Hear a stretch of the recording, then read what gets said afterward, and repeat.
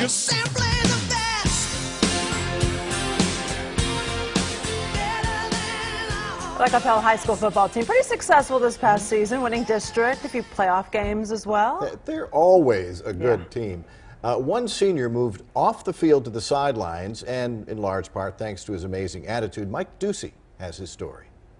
Hey, let's have a great day. Get off, get off, get off. Work, work, work, work, work. Yeah! Hey, just knock somebody on their butt, dude. He sounds pretty much like any other coach, but a couple of things made Rowdy Colton Paschal stand out as a Coppell assistant this past season. Number one, he's still in high school, a senior. And number two, he has cerebral palsy. Man, y'all are going to be crazy good this year. Rowdy was about 16 months old when the diagnosis became official. His mom thought she was ready for the news. It wasn't until we walked out of the room and got on the elevator that his dad and I fell apart. Of course, both crying, and probably cried all the way home, but both very strong personalities and knew it doesn't matter what it takes, we're going to do what's best for our son. When you're getting a little bit older, kids get curious. So I would have kids come up to me, ask me, you know, why are you walking like that? What's wrong with your legs? I didn't know. And, you know, my parents kind of told me, you know, you have cerebral palsy. By the time he reached middle school, Rowdy had fallen in love with sports, especially football. When his mom remarried and moved away from small-town Oklahoma into the big cities of North Texas, Rowdy's big dreams stayed alive. Before his junior year, he met with the athletic director and the head coach at Coppell High School. I got to go sit down with Coach DeWitt and Joe McBride, and I'll tell you what, that was intimidating. You sit in an office with some big names in high school football, and I said, Coach, I want to play.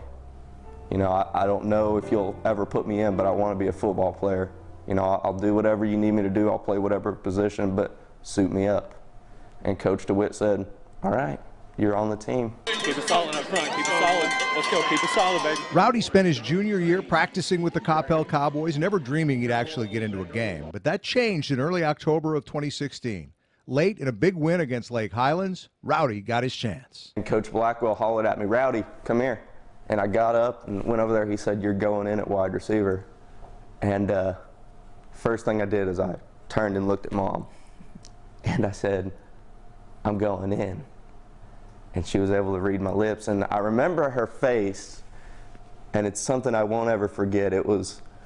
She was so excited, but she was nervous at the same time. When he looked up at me, he said it perfectly. I was so excited, but a little nervous. He's going out there, regardless of whether people saw that he had a disability and that they might be, you know, a little softer on him. You don't know as a mom if those kids are going to take him out. The cool thing is, you know, not just being on the field, but coming back onto the sideline and having people celebrate with you, celebrate your victory. For me, it was a victory because I had worked for so many years to be able to get that opportunity. Rowdy was on the field for just a couple of plays at wide receiver, mixed it up a little, even talking some trash. I will plead the fifth. I'm passionate. I'll tell you that. I am passionate about the game. Whether or not I talk crap to that kid, I will leave that up for the viewers to decide. But that brief time on the field and a chance to throw a block, maybe even a slightly illegal block, was something he will always cherish. I think about that a lot. I probably could have got a flag on that for a block in the back. And the funny thing is, I ended up falling on my face right after that. But yes, I did get a few plays, and I probably should have got a little more. Cough, cough, Coach DeWitt. But I did get a few plays, and you know, when I was done, I was at peace with everything. You know, we really sat down and thought about everything, and I said, you know what, Mom, we did it.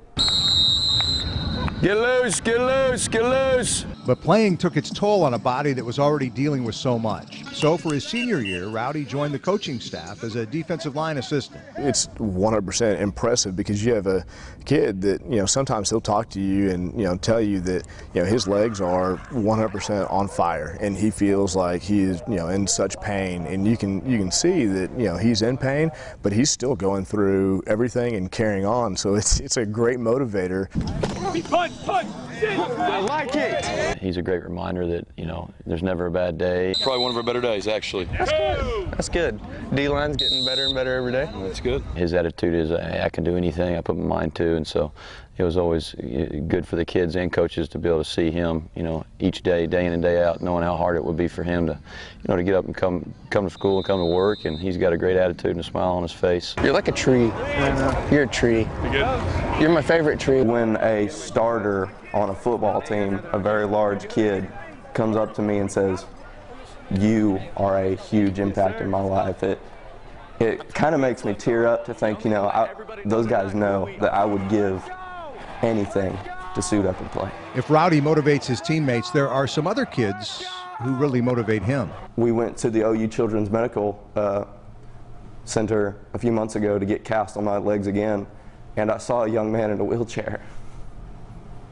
You know, there's times I do kind of feel sorry for myself, but then you need a reality check sometimes in life, and it makes you realize, you know what, you got it good. You have no reason to get up in the morning and complain about your circumstances when one of these days those parents are going to have to explain to that young man that he won't get to do some of the things that kids around him do. Visits like that help keep Rowdy's perspective as he puts those braces on his legs and braces himself for a future that's somewhat uncertain. He's not sure how long his legs will hold him, but he and his mom are confident that a higher power will always lift him up. And I have scripture on this necklace that this started when Rowdy was an infant. Philippians 4:13. I can do all things through Christ who strengthens me. But don't give up on them and don't feel sorry for them. Push them as hard as they are capable of being pushed, and encourage them to be the best that they can be, because they were created for a purpose. You can't tell me that there isn't a God when you see a 5'6", 115-pound handicapped kid walking out to a Texas football stadium padded up. You know, I don't know where I would be without God, because I really don't know. I'm kind of at a loss for words for once in my life, but I know that God has huge plans for me, you know. He put me in Coppell, Texas for a reason. You know, he made me disabled for a reason. I'm gonna be all right. Rowdy, by the way, tells Mike that after college, maybe he'd like to be a coach. He certainly has some good role models. No kidding.